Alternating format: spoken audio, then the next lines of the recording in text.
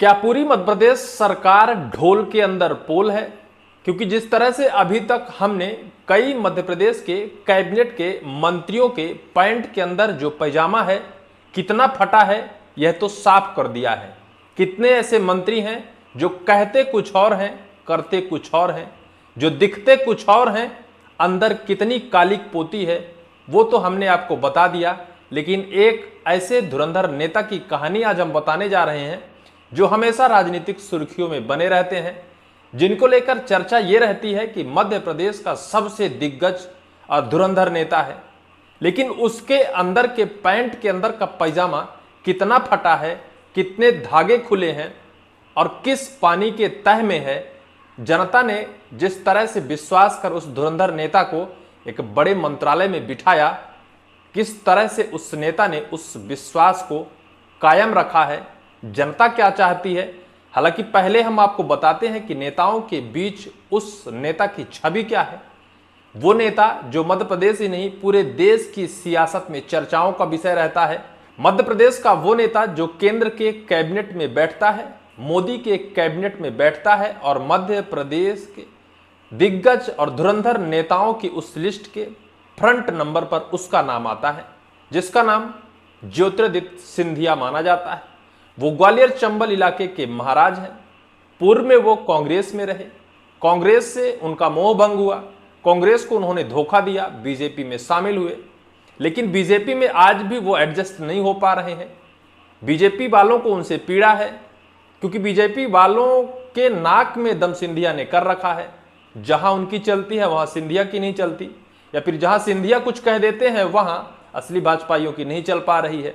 ये पीड़ा तो हो गई बीजेपी और कांग्रेसी बीजेपी के बीच में, यानी कांग्रेसी भाजपाई बनाम असली भाजपाई। ये तो पीड़ा है, क्योंकि बीते कुछ दिन पहले ज्योतिरादित्य सिंधिया ने मध्य प्रदेश के मुख्यमंत्री मोहन यादव के ऊपर भी ब्लेम उठा दिया था और कह दिया था कि इसकी जानकारी सीएम साहब को है, लेकिन कार्यवाही नहीं हो रही। फिर वो हताश होकर कलेक्टर साहब को उसकी जिम्मेदारी सौंपते हैं। एक भ्रष्टाचार की कहानी थी। किस तरह से मध्य प्रदेश सरकार और केंद्र के कैबिनेट मंत्री ज्योतिरादित्य सिंधिया के बीच के रिश्ते हैं, ये भी सब कुछ सबके सामने है, सबको पता है।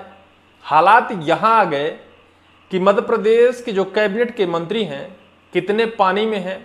अभी हमने आपको शिक्षा मंत्री राव उदय प्रताप सिंह की कहानी बताई, इंदल सिंह कंसाना मध्य प्रदेश के कृषि मंत्री की एक कहानी बताई, कैसे उन्होंने कह दिया कि हम मध्य प्रदेश के कैबिनेट के मंत्री तो हैं और किसानों के मंत्री तो हैं, लेकिन अगर हमें जरूरत होगी तो किसानों के हक में डाका डालकर हमें गाड़ी वाहन खरीदनी होगी। अगर हमें जरूरत होगी, हमारी लग्जरी लाइफ में समस्या आती है, तो किसानों के हक में जो बजट आया है उस बजट को भी डकार कर हमें गाड़ी, एसी, बंगला और लग्जरी लाइफ चाहिए। इससे पहले शिक्षा मंत्री की भी कहानी हमने बताई, कैसे शिक्षा मंत्री ने 6.25 करोड़ रुपए एक छोटी सी साइट बनाने के लिए खर्च किया, जिस साइट का इस्तेमाल नहीं हुआ।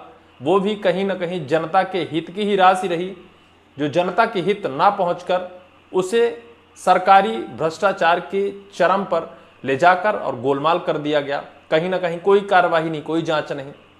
कई ऐसे मंत्री हैं, एक मंत्री, दो मंत्री, तीन मंत्री नहीं, मध्य प्रदेश के कैबिनेट में बैठने वाले सभी मंत्रियों का यही रवैया है कि सब भ्रष्टाचार में संलिप्त हैं।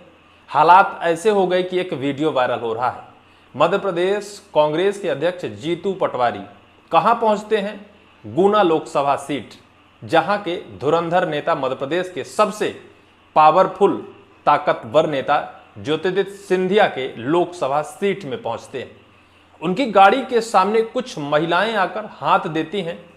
लगभग शाम का वक्त था, चारों तरफ अंधेरा छाया था, जैसे जमाना 19वीं सदी का हो। लेकिन जब हाथ देती हैं वो महिलाएं, तो वो काफिला रुक जाता है।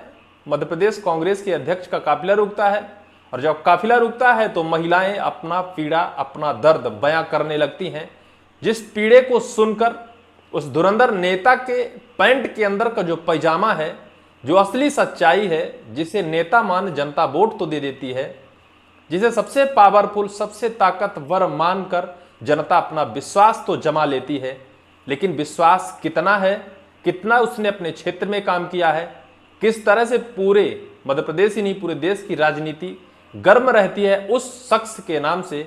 लेकिन अभी वर्तमान में उसको लेकर क्या हालात, उसने अपने क्षेत्र में क्या काम किया है, जनता को उसने क्या दिया है, क्या मूलभूत सुविधा सड़क बिजली पानी वहां तक पहुंचा सका, या फिर सिर्फ और सिर्फ आज भी बीजेपी के अंदर एडजस्ट होने का प्रयास कर रहा है, आज भी बीजेपी में शक्कर की तरह घुलने का प्रयास कर रहा है। मेहरबानी तो शिवराज सिंह चौहान की है कि उस नेता को घसीट कर बीजेपी में शामिल कर दिया और बीजेपी में वो आज एक छोटे से मंत्रालय में खूंटे की तरह बंध गया। लेकिन आज भी वो सियासत की सुर्खियां बनना चाहता है, क्योंकि ग्वालियर चंबल इलाके के महाराज हैं।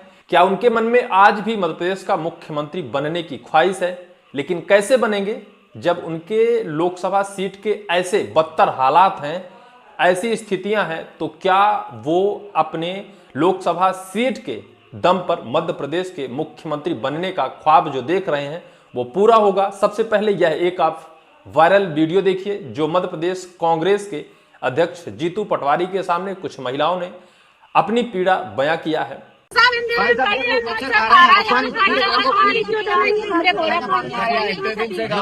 कितने दिन से गांव में अंधेरा है? 2 महीने हो गया। बीमार हो रहा है, देखो हालत बस्ती की, हालत बस्ती की देखो। अच्छा ये इधर आओ, सब जने इधर आओ। नदी का पानी पीने के लिए बच्चे बीमार हो रहा है। नदी को तो नाम क्या है? गांव का नाम क्या है? लोंडेरा। लोंडेरा।